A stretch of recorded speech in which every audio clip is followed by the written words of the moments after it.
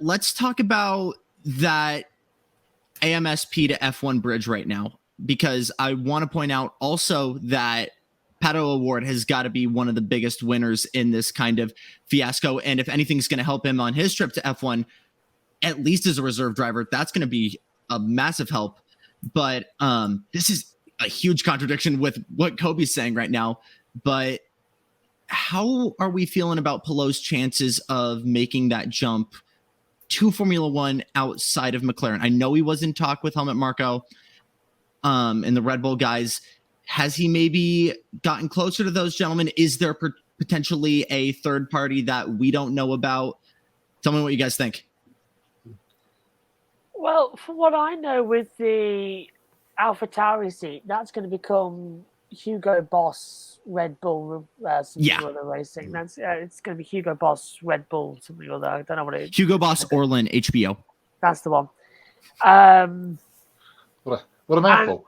Yeah, oh God, I was going to go with HBO on the grid as well. No, we'll just get in trouble by Paramount.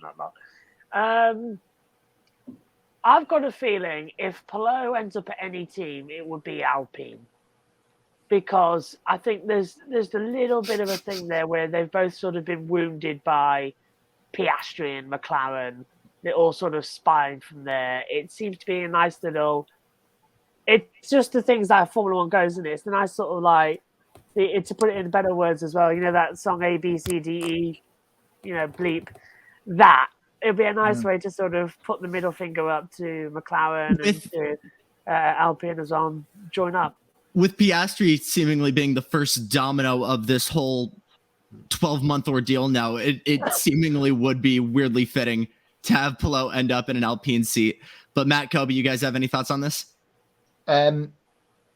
Alpine's a good shout, but they would have to pay one of the current drivers out to get Palou in, and all the myriads of things that have been going on at Alpine, and we've talked about it on the show over the last couple of weeks. Is that an ideal situation?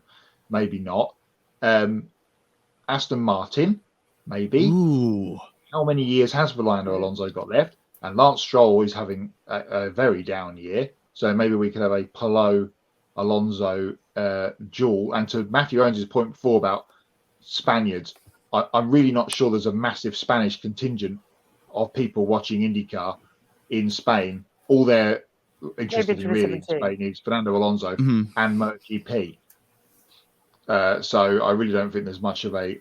I mean, outside of the UK and then outside of the 500, I'm really not sure there's much of a European base for IndyCar viewership in Europe. And I've heard rumors of Lance Stroll potentially moving into a suit with his dad at Aston Martin in the next couple of years.